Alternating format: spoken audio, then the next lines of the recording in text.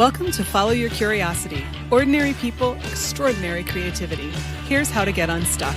I'm your host, creativity coach Nancy Norbeck. Let's go. As you may know, I've been working on a new one-on-one course, and it's here. Reignite Your Creative Spark is a private coaching program designed to help creative folks build momentum that lasts so they can turn their creative dreams into reality. In 6 private sessions, you'll discover how to engage with your creative dreams with ease and joy, feeling both more confident in yourself and your work and more vibrant than you have in years. Want to learn more? Use the link in the show notes to get in touch. Talk to you soon. My guest today is Judith Turner-Yamamoto, an award-winning author hailing from a mill town in rural North Carolina who began her writing journey as an art historian, learning to appraise and describe what moved her. Her debut novel, Loving the Dead and Gone, a Mariel Hemingway Book Club pick, is the 2023 Independent Publisher Book Awards Gold Medalist in Southern Regional Fiction and was shortlisted for the 2023 Eric Hoffer Book Awards Grand Prize and awarded an honorable mention in general fiction. Her writing assignments have taken her all over the world and include interviews with luminaries such as Frank Gehry, Leibovitz, Marcel Wanders, and Mary Chapin Carpenter. Judith talks with me about the importance of deciding who to listen to, how nothing is ever wasted, how revisiting your work over a period of decades brings new perspective to it, and more. We may even have figured out why some people are predisposed to be plotters and some fly by the seat of their pants. There's a lot of wisdom here for writers in particular, but it certainly applies in other fields as well. Here's my conversation with Judith Turner-Yamamoto. Judith, welcome to Follow Your Curiosity. Thank you for having me. I'm delighted to talk with you. So I start everyone with the same question. Were you a creative kid, or did you discover your creative side later on?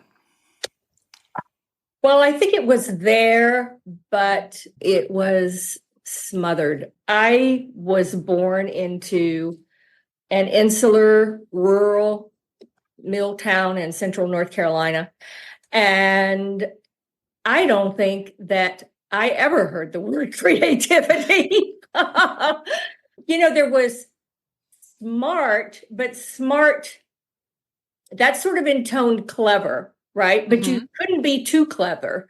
I mean, do you know the that Japanese expression, the tallest nail gets hammered down? I haven't heard that variation, but I have heard it as tall poppies get cut down, so sounds like the same thing. Yeah. So and then you dilute that a little further and it's who do you think you are? Yeah. So it was a very difficult environment to be a curious and smart and a little outside of the norm kid. So I remember, this is a little anecdote, but I was 4 and I said to my paternal grandmother, their names, my grandmother's name was Vertil and my grandfather's name was Vertus. I mean, how could that ever align? Wow. In that wild? I could recite my family's names and you would, but, I said to her, I said, are you Hansel and Gretel? Right. But you see where it came from, right? Right. Well, she never heard of Hansel and Gretel, but I mean, I remember she was like, who told you to say that? Because a 4-year-old couldn't possibly have thought of this, right? So that's the kind of scenario that I was in, and books and the library became my salvation. And, I had a set of world books at home, and I remember being I can see there was a volume that was all about the visual arts, and I can see every single painting that was in that book. I looked at it repeatedly. I really didn't know what I was looking at, right? That's kind of akin to when I was in 6th grade and I would go to the library and would look at Vogue and Harper's Bazaar, and I was just so drawn to this fictionalized world. Right. But, it was a place where no one saw any of that kind of thing. if you were a woman, the only potential career outlets at that point in time were teaching school. Mm-hmm. So, or being a nurse. Right. Those were sort of the only options that were open to you. And, I went off to college and I was a junior and I was a Spanish major by default, just because I was a good mimic. It's something that I have naturally, I can throw my voice, as we say in the South. But so I took an introduction to art history course, and the professor said to me, "You write so beautifully about art, you should be an art critic." Oh. And I was like, it was like no one had ever said I could be anything. Mm-hmm. And there really weren't active guidance counselors, back in the 70s. So I latched onto this, and it was like, I don't know what it is, but by God, I'm going to become one. And I charted this path to graduate school, and I declared a double major, I think, that day. And the rest of the time I was at school, it was just art history and French, because I needed another language. But that's sort of when you come from a marginalized place, these chance encounters in your life can be so incredibly important. Yeah. So yeah, that set me on that path to begin to find my voice. Mm-hmm. And going on to write art criticism. I worked in art galleries. I was a project director at the Smithsonian. I curated exhibitions, and then I branched out and did a lot of freelance journalism. I probably wrote over 1,000 articles on travel and the arts and food and fashion and all these things that I was scraping for Mm-hmm. to get to, as a child. So Wow. yeah. And then I started writing fiction. That was something I didn't give myself permission to do until I was 32. And I started taking classes and workshops and attending conferences and, building that writer's toolbox. Mm-hmm. But, the really fascinating thing is that when I started writing fiction, I found myself right back just up the road from my maternal grandparents' farm in this general store that was run by this little person. And that, it's so I have become, ironically, the chronicler of the people that I ran away from. Wow. Yeah. That's so interesting. I'll bet that happens more often than we realize. Because, that's saying write what you know. Yeah, exactly. But yeah. Wow. I'm curious, before we get too far into writing, about, first of all, you mentioned the Smithsonian, which is kind of awesome. And I'm also, you were writing about art, and that, I imagine, has to have influenced how you switch to writing and how you write too, which is, I realize, an enormous question, so we can break that down. But I'm curious, what you could tell us about working at the Smithsonian and then how the art writing turned into fiction writing. Well, when you write criticism, for starters, we'll start with that. It's you're looking at something and you're analyzing it, for lack of a better word, and you're relating it to what about where this fits in the grand scheme of things, meaning the span of the history of art, and bringing to bear what you know about all these things, because your eye's been trained, right? You have a trained eye. I mean, my first job at the Smithsonian, as the project director for the Traveling Exhibition Service, it was my job to develop exhibitions. My focus was photography, because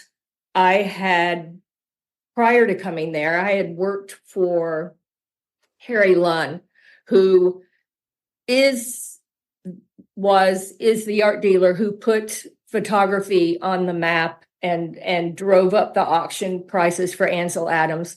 And by default, I met all those people. I met Robert Mapplethorpe. I worked with the X-Files. I handled the archives, the Berenice Abbott's work and at J, and it was this immersion, incredible experience. In hindsight, of course, yeah.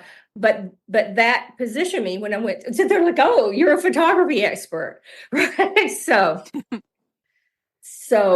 anyway, my job was to vet exhibitions and develop exhibitions as well. I curated some of them, and then I would work with curators who brought proposals, or I was traveling all over the country looking at exhibitions, deciding if it was something that we wanted to take on. So it was a wonderful job. And, you had like 4 exhibitions going at once, all of them at different stages. And I managed all of it from, writing the exhibition description to the press release to working with the education department and publications and the graphic design of the exhibition, the shipping, the condition reports. It was, after you left that place, you were positioned to be a director of a small museum because you had your hand in all of it. Mm-hmm. Yeah. But you decided not to do that. Well, I did it for 4 years. And at the same time, I had been writing, on the arts and breaking into bigger magazines. And I had my son, and I knew that I really wanted to focus on writing, and I wanted to be home with him, or so I thought. So that's when that opportunity, I'm so grateful to my son because, he really opened the door to me having that window of time.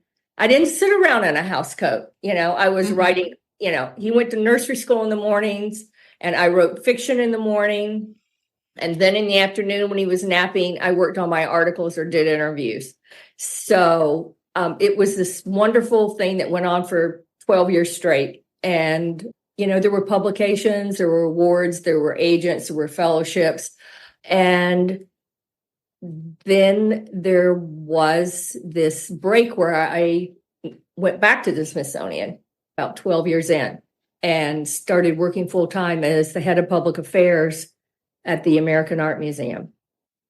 So, there was this really interesting essay in the New York Times yesterday just about the struggle between mothering and art and life responsibilities, and how we still continue to juggle all these things, and how if you look at women's careers, you can see these hiatus that happen where they're stepping away from something, not because they want to, because they have to, because of their obligations to family and finances and whatnot. And at the point when I made that move, I thought it was like a death. And I remember I saw this Welsh psychic who was incredible. And I was bemoaning the fact that, I had this job and I had to step away from my work, my creative work at this point when I was, I had another, my third New York agent, and I thought this was going to be it. And she's like, no, this job is a blessing. And this is the thing that's going to allow all the good things in your life to happen. And she was spot on because, I worked as a publicist for 20 years. And after I was there for 2 years, I left and I went off and set up my own PR firm, working with art organizations and artists and designers and architects and luxury retail. And I learned that I could bring all of the storytelling skills that I had to shaping the narratives for my clients and their businesses. And I could fictionalize them, if you will, right? And dream bigger than they could a lot of the time. Yeah. But the tools that I learned through doing that work for 20 years turned out to be a godsend when I published my first novel in 2022 with a small press. So, yeah, you just never, this is the thing about life. It's nothing is ever wasted. Nothing needed. Nothing. And I tell you, in the years since my book's been out, it's been the most incredible affirmation of that. From every relation, these relationships, I've reconnected with people that I haven't seen in 20 years, 50 years. And to see all of that come full circle and be assured, I think that, that's something that I would share with young creatives is, don't bemoan the fact that you're having to, wait on tables, I mean, at least they don't have to get trussed up as Swedish milkmaids or British wenches. I mean, I've worn all that stuff in my, so yeah, it's like you use everything. You end up using every single bit of it. Yeah. Yeah. And each of us has a collection of experiences that no one else has had exactly those same experiences. So that gives us a unique perspective too. No, and I mean, to watch the pendulum swing in my own creative work. I mean, this first novel, Loving the Dead and Gone, is set in that first world that I come from. And it really is, a tribute to that time and a people that really don't have a voice in literature. And now the novel that I'm finishing up is set during the culture wars in the early 1990s in the art world. And looking at, something that I lived through, and I wrote about a lot of these people's work. So, bringing that kind of thing to the page, it's like now I'm drawing on a different chapter of my life and experience. Right. Yeah. So when did you know that you wanted to focus on fiction? Was there a specific moment, or did it just kind of I think I was driving over. My first husband and I we lived in DC and in Arlington, and we were driving across Keep Bridge from the city. And I said, I think I really want to take a creative writing course. And I remember him being really encouraging about that. So there, it was like the moment that I said it out loud, and going back to that thing about giving yourself permission. Yeah. Because writing was always something that people somewhere else could do from some other place. Right. Yeah. Yeah. And yet you were writing the whole time. So was it a big shift? The fiction's a dream, or at least it is for me. I go into my head and it's like I watch a film and I just try and get it all down. That's the love, that's the part we love. Right.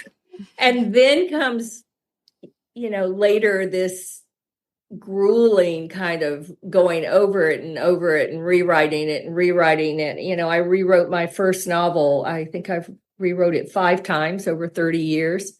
Yeah. And this one, ditto, this is 5 over 20, the one I'm working on now. And I just, it's very different from writing an article. There it's like, once you have your lead, the beginning, it's like a roadmap. And you've established, you've said right up front what it is you're going to talk about, and then the rest of it is like a proof, right? So there's a structure, there's a real structure to how you write that. And then you have to quote a couple of experts other than yourself, unless you're just writing a review. And that's how it is developed. It follows, there's a roadmap, and, in fiction, you're lost in the woods. Right. So they're very different things. I think they draw on different parts of your brain. That's not to say, I think a lot of my lyricism grows out of my ability to describe things, because that's what you do as an art historian and an arts writer. You have, or if you're writing an art, it's like you have to, if you're writing a travel article, you have to evoke the place. Right. So all those skills come into play, but it's just you're using them, deploying them in a different arena. Sure. Yeah. So does that mean that you don't outline and you fly by the seat of your pants instead? I'm a pantster. I'm a pantster. Yeah. Yeah. I definitely am. Yeah. And that's probably why I have to go through 5 rewrites. But I just can't do it. My mind doesn't, it just doesn't work like that. Sometimes I'm shocked by what my characters do or what comes out of their mouth. Just shocked. So that to me is when it always becomes much more interesting. Like, oh, what's that about? Yeah. Well, I'm also writing literary fiction, and what I'm interested in is a psychological journey and an emotional journey. And a lot of my prose takes place inside somebody's head. And, I'm with Elizabeth Strout on that. She talked about how that's why she became a writer, because she wanted to know what other people were thinking.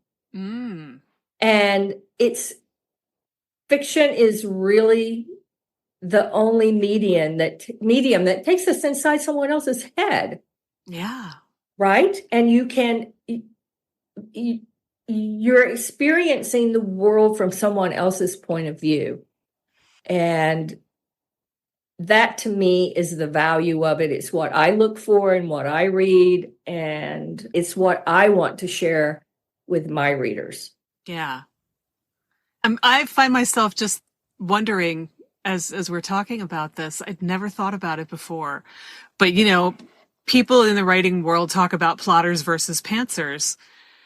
And it never occurred to me until you just mentioned, wanting to go on that psychological, emotional journey, that maybe that's why people who don't plot and don't outline don't do that. Like, if I knew what was going to happen, I couldn't write the story. So I don't do that. And yet maybe the answer is in the name. Maybe if you're more interested in the plot, what happened next, and then why does this happen next? And, maybe that just naturally predisposes you to be more of a plotter than a pantser. I don't know. Well, probably. I mean,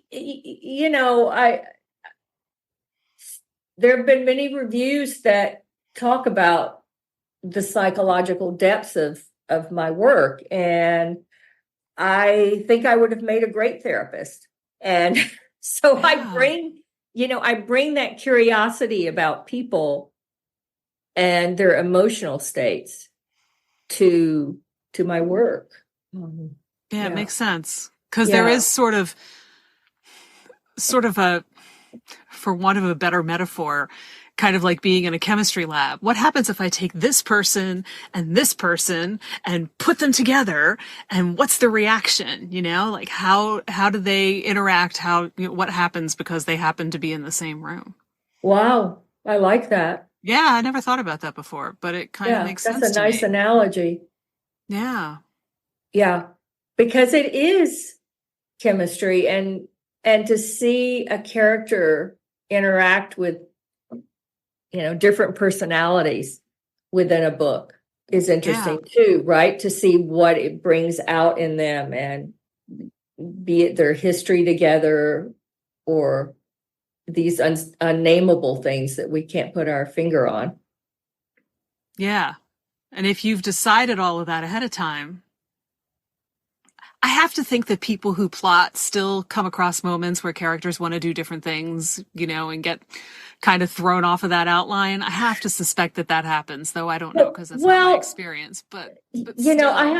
I have a friend, and she writes crime mystery kinds of things. And what I know from watching her work on the book she's currently working on, and I don't think I'm the best reader for her, but never mind.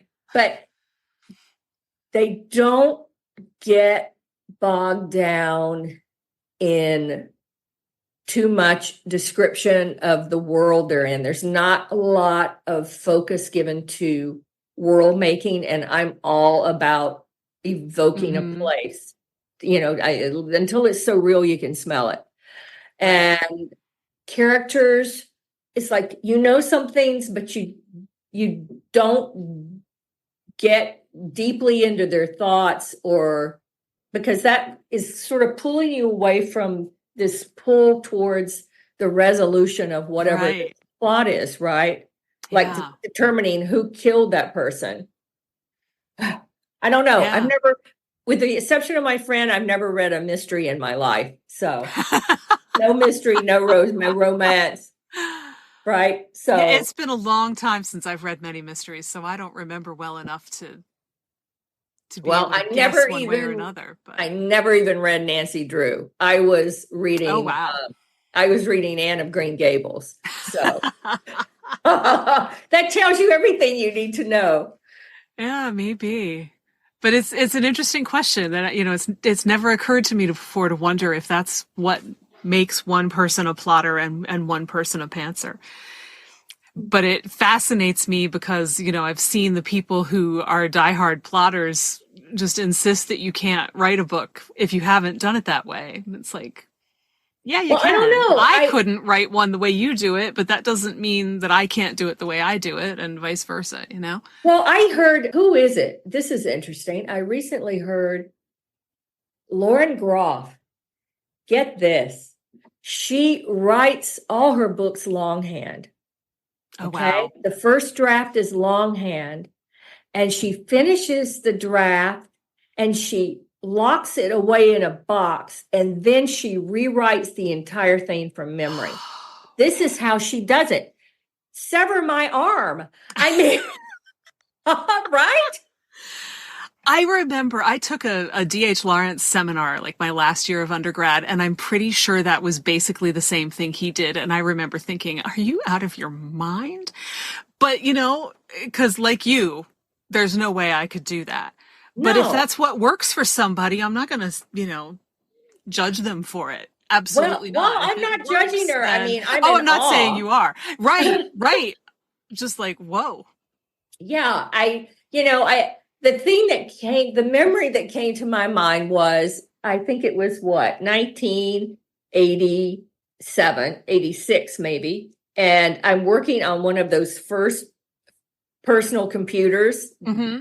I don't know if you remember them, that they would crash there was no controlling it. You had to be backing up to, a floppy, like constantly. Yeah. Right. And it crashed, and this novel that would, eons later become Loving the Dead and Gone was scattered into little bits of code. Oh. And one of my friend's husbands was a programmer, and he sat there for hours and hours and found it all in fragments. And then I had to figure out what went where. And that's what I think of when I hear the Lauren Groff story. Yeah. Yeah. I mean, it kind of makes sense to me because you've gone through it once, and then if you are putting it away and you sit down and you write the whole thing again, I imagine whether it's intentional or not, you probably are tightening things up in the process. And that makes sense to me. But boy, is it a level of patience and fortitude that I don't think I'd ever have. No, I mean, talking about patience, this current manuscript, I sent it to, well, one of my author friends read it and I reworked it based on her feedback, what I accepted from what she had to say. Then it went to one of my friends who's a developmental editor, and I digested what she said, and it went to, like 3 beta readers, one of whom she's brilliant. She's a Jungian psychologist. Ooh. And my God, her feedback, I got all kinds of talking points for book clubs going, what I mean? Bet. Yes. But, just sifting through all this feedback and sitting with it, and you have to give yourself some distance from it. Mm-hmm. To be open to digesting it, because it's like, oh no, I don't want to cut that first chapter. I ended up cutting 5 pages out of it, but it took me a month, to work up to actually doing that. Right. And now you get into the story much faster. And thanks to the beta readers and the editor, Karen Ford, who is an incredible editor, thanks to them, I was sort of coerced into doing it, because you hear, what is that Zen proverb? When the message comes to your ears 3 times, you have to listen. Mm. Yeah. Yeah. But you're right. It can take time for you to kind of process it and figure out, what does that mean in practical terms for you? Like, first, there's the whole, somebody made the suggestion. Do I agree with it? Do I not agree with it? Do I need to sit with it? And then there's the, okay, so if that's right, what does it mean? How do I do it? What's it going to look like? And then make that happen. Oh, and then it becomes a game of chess. Yeah. Right? Because, like Karen Ford, my developmental editor, she's like, oh, well, you can cut some of these things and then you can pepper it through the rest of the book. And it's like, I don't want to pepper. But you know what? Guess what? I'm peppering now. I'm peppering. You're probably glad you are. Yes, I am. I can see it. I can see what she meant. Mm-hmm. But, this stuff is slow. It's painful. And yeah, it's no one would believe how long people labor like this. It's just. Yeah. How much of it is internal before you ever touch a keyboard? Yeah. Or, I don't know if you can relate to this, but, I just could not live without reading the New York Times each day, because I can reading something totally unrelated, and there'll be some kind of phrase that will like illuminate something for me, and I'll just run in and open the manuscript and modify it or add something, or it's like when I'm in that writing mode, it's like I'm living for those characters in that world and taking whatever new that comes into me and channeling it through that. Yep. Yeah. Sector there. Yeah. And if you're like me anyway, you're having conversations with those characters about, what do you mean you want to do this? I thought you were going to do that. And you say this, and what does that mean? Tell me more. Yeah. I keep these journals, like I call it, I heard this Richard Ford say this, the book of the book. And you just write all these things down. And I was going back through the section, and I posted some of this on Facebook, the section where I was first starting to think about this book. And, there's like a page of questions, just questions that I'm asking myself about the character and what they're going to do. And yeah, I'm constantly questioning myself and questioning them. Yeah. Yeah. Well, and I'm also thinking, you mentioned that you started working on this first book basically 30 years ago. And, you were a different person 30 years ago, and you've been how many different people in those 30 years?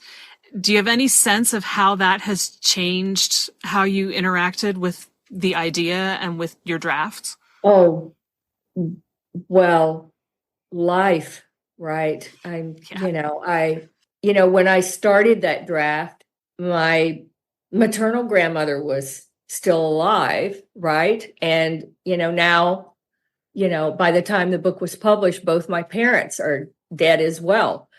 So I experienced, I was writing about death, only having experienced it at a remove. The book, Loving the Dead and Gone, grows out of my first memory at 3 of the tragic death of this uncle who was very young. I think he was 19, just like in the book. And I have this memory of his 17-year-old widow.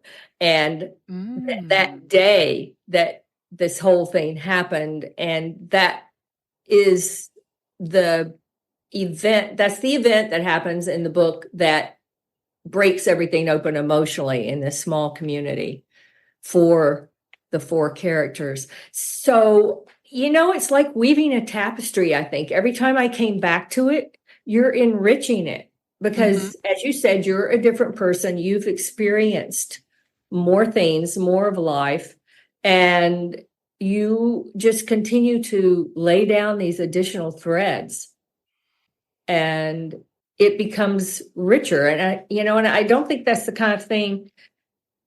I don't know. I don't think you would do that if you were just plotting, right? I was at the arc stage when I decided to kill someone. And I owe it to my friend, the crime and mystery writer who said, you really need to kill somebody.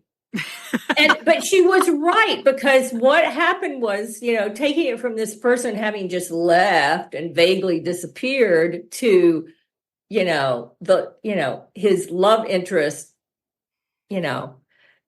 killing him, at a moment of passion, and then it's this secret that she carries beyond the secret of having an affair with her husband's brother. That's a huge difference, right? Yes, it is. And his child. So, yeah, like I said, I don't know, it's like, and if I was doing that at that point, and, I heard Terry McMillan say this once, when she gets up to read, she's rewriting as she reads it, and she sees people like trying in the audience, trying to follow along, right? Yeah, I can't stop. That's what's different from an article. It's like, I know when I finished it. I'll go back through it, for grammar and flow and that kind of thing. But I know when I'm done. I am never done. You're never done. I'm never done, I guess. And I've totally proved it, right? Because I just keep, reworking these things. And yeah. I mean, I think that's par for the course, and again, this has never occurred to me before, and I haven't done a reading since the one I had to do to graduate with my MFA, but I think maybe that's part of why I found that such a challenging experience. It's 10 minutes, so it's just a fragment of the whole thing, but it's so hard to shut off that editor brain and to look at it as just, I'm going to get up and do, a sort of dramatic reading of this thing for these people who hopefully will enjoy it. And then I will have met my requirements to graduate. Because you're always, especially when you're reading out loud. I remember one of my advisors, and I think it was Rachel Pollack, but it might have been Reiko Rizzuto, saying, read it out loud. You will find all the things that you need to change when you read it out loud. And so that makes it even more of a challenge, because you're hearing it, which you don't normally do, on top of, I'm reading this, I'm trying to read it for an audience, but now I want to change this word, but I can't because that's going to throw me off. And I have to just keep going. I've done it. I've done it. challenging thing. Yeah, it is. It sounds like it should be so easy. Well, also, if you're, you know, if you're reading an excerpt, a lot of times there's something that you could leave out that would make that excerpt flow better for that audience. I definitely do that, because they don't need that detail that's not going to get paid off until Right. way down the road. Yeah. So, yeah, to keep it in the moment, I do that. And I do not read, when I do readings, I don't read from the physical book. I have a notebook that has the entire book printed out, and I have sections that I read from, and I have edited them for being read aloud. Ah, that's smart. Mm. Yeah. Because when I started smart. practicing and reading aloud, it's like, wow, you really don't need that sentence here for this, Yeah. 5 minutes. It's 5 minutes when you do a reading at a bookstore or something. Yeah. And it's smart to streamline it too, just because if, I at least am the type of person who gets really nervous about doing that stuff. So I don't want anything in there that's going to trip me up or make it harder. Exactly. And that's the thing. It's like, if you read it out loud, where'd you trip? Right. Right? Where'd you trip? Maybe that's not a good word for reading out loud, and I'll black it out. Mm-hmm. So, yeah, that's my handy tip. Yeah. Super smart. Well, and you had also mentioned to me, and you kind of have touched on this a little bit, that the best advice you ever got was to decide who you were going to take advice from. Yes. And I wondered if you could talk about that a little, because I think that's really, really wise and important. Well, and this brings me to the dual threads that run through my work. I mean, yes, there's that very Southern voice, and then there's work that's not at all that and exists in a, very different world. And I was a fellow, a Jenny McKean Moore fellow at George Washington University with the late Richard McCann, who was a brilliant writer.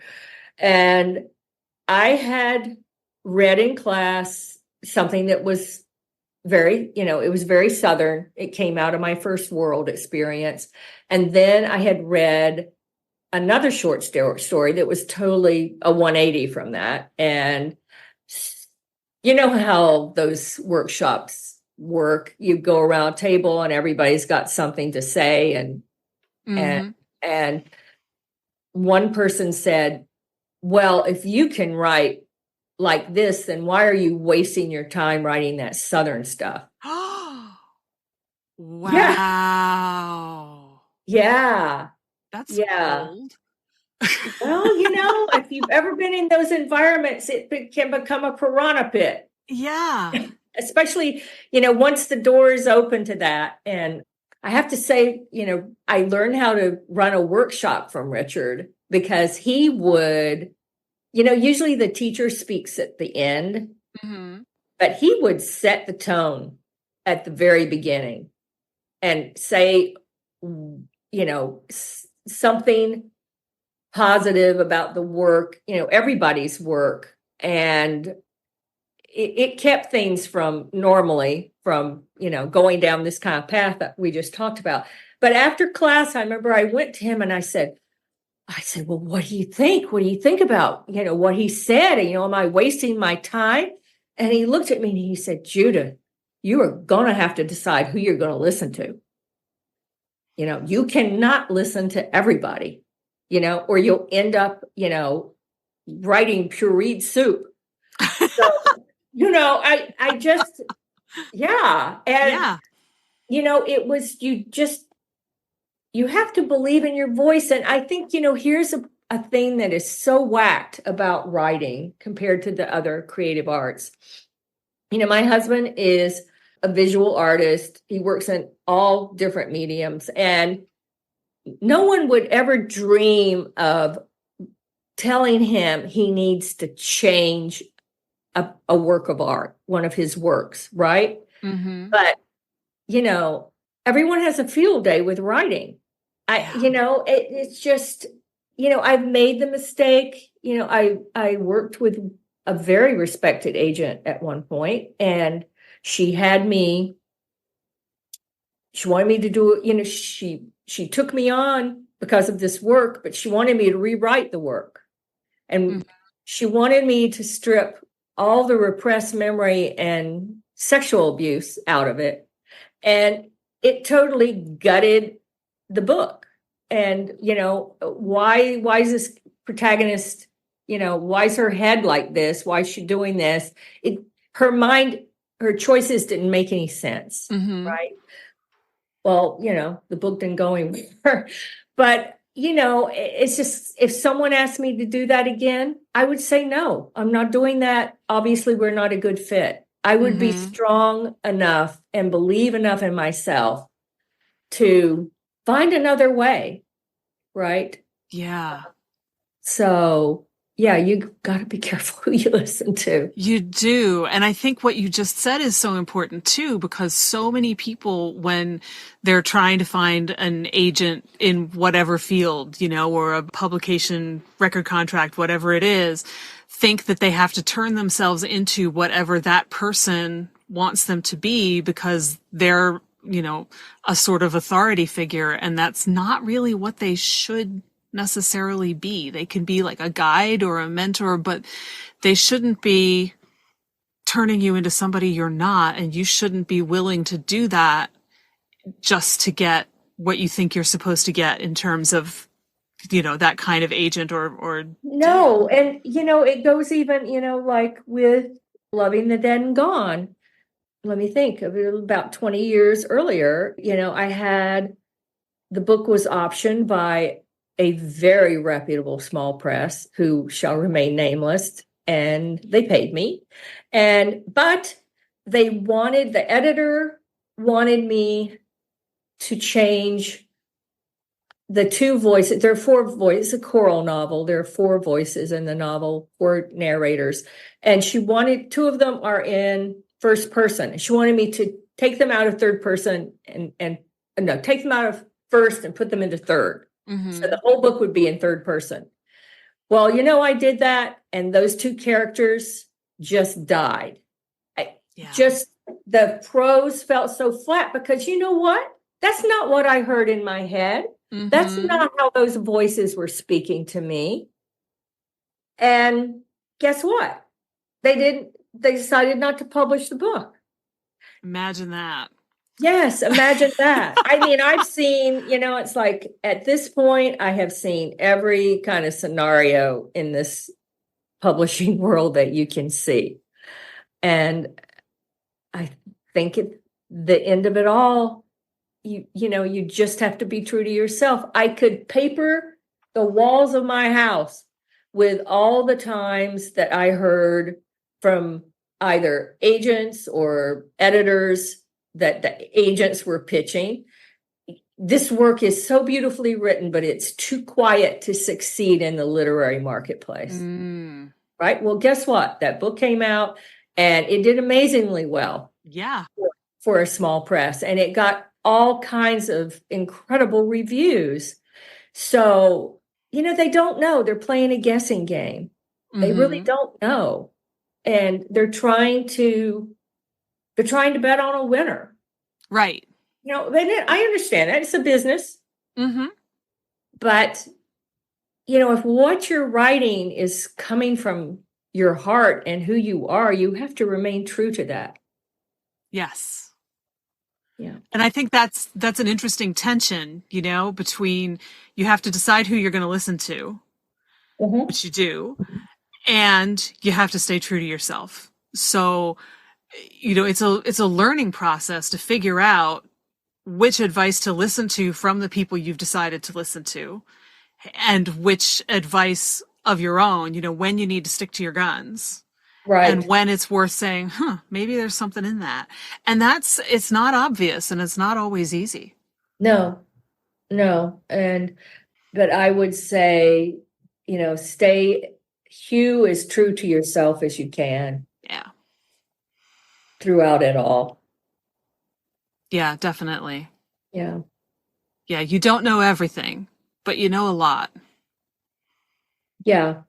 And yeah, as I said, if you're writing from your gut and yeah, it's what you're writing may not be for everyone. Nothing is for everyone. Right. And yeah, what kind of book are you writing? Yeah.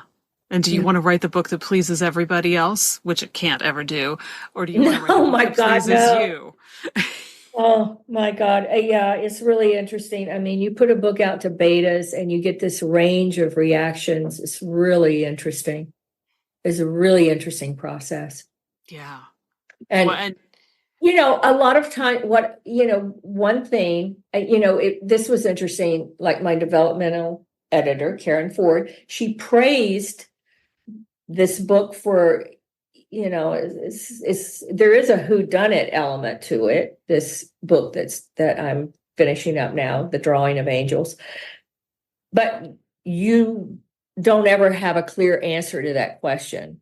And she said, that I was satisfied with not knowing, who the perpetrator was at the end, that I'm just confident in this woman's ability to put her life and her children's lives back together. That's an incredible coup, that you've pulled off. yeah. But I heard from betas, it's like, well, are these people, are these men not going to be brought to justice? Or, it's like people want things to wrap. They want them to wrap like up. And life's not like that. It's messy. It's chaotic. And we don't get answers a lot of the times, or we don't get them for 30 years. Mm-hmm. So, yeah. And I tried to stay on the side of life. I don't know. Did you see Jen, she's a playwright and a novelist. Jen Silverman had an essay in the Times on Sunday about, art's not supposed to make you comfortable.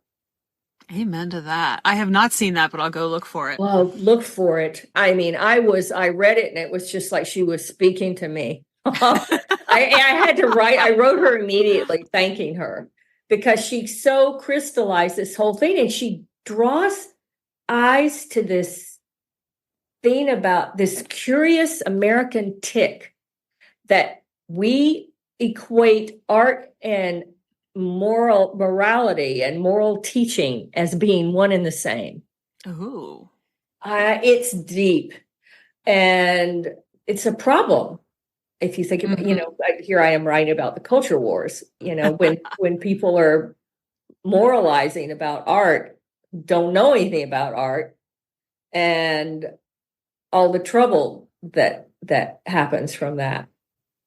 Yeah, it's a very interesting piece.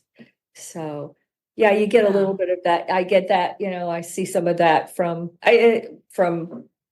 beta readers too. So you just got to be brave and write about what you want to write about. You do. And as I have talked about recently with another guest, you've got to write something that pleases you first. Mm-hmm. Nobody wants to read something that was written to appeal to everybody. And it never will appeal to anybody, but even if it could, nobody wants to read that. They want to read the thing that's unique to you. Yes. Yeah. So it is really that tension between who do you listen to and which pieces of their advice do you take, and where do you take your own? And I think the only way to figure that out is just through trial and error. You just have to do it enough that you start to get the sense. Right. And I feel, it's interesting at this point in my writing life, I think if I had all this feedback coming at me when I was earlier in my career, I think it would have been overwhelming. Mm-hmm. But at that time, I had a writer that I trusted. I trusted her totally. And she and I exchanged work over a period of like 30 years. Yeah. Fortunately, she lived to be 97. Go her. Oh, yes. She was Barbara Schreiber. She was interviewed on NPR when she was 95, when this book that she had worked on all these decades that I was privileged to read as she was developing it and give her feedback. She was interviewed on NPR. But I could trust Barbara, right? But I didn't have, this whole notion of beta readers and that. I think it's become, we're a little bit frozen now, I think, because we struggle as writers with this. It's like, oh my God, this has got to be the absolute best that it can be before I start pitching agents, before I start reaching out to independent publishers, whatever. So there are like all these additional steps that we're putting ourselves through. And I think a lot of this work probably used to fall on the editorial, the publishing house, the editorial departments, and they're probably not there and as muscular as they were in the past to, because they didn't require things to be like to the upteenth polish or whatever. Right. And that's where I'm at now. And it's like, I thought I would have this book like ready to pitch and everything around this time. And it's like, oh God, it's probably going to be the fall, I think, before it's all is said and done and it's out there. So yeah, it's become something else. Yeah. Well, I think that's probably a good place for us to stop, but I've really enjoyed this conversation. And I think especially people who are, aspiring writers, much as I don't always like that phrase, will find a lot in here that's really valuable. So I will thank you on their behalf. Thank you. Let's hope that they don't just take a gun to their heads. Yeah, don't do that. There are better ways. There are better ways to keep going and keep learning. Yeah. But thank you. This has been really fun. Oh, thank you. It was a pleasure. Yeah, great conversation. That's this week's episode. Thanks so much to Judith Turner-Yamamoto for joining me and to you for listening. Please leave a review for this episode. There's a link in your podcast app, so it's really easy and will only take a minute. If you enjoyed our conversation, I hope you'll share it with a friend. Thank you so much.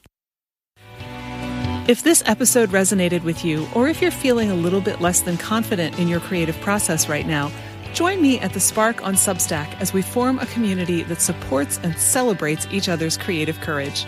It's free, and it's also where I'll be adding programs for subscribers and listeners. The link is in your podcast app, so sign up today.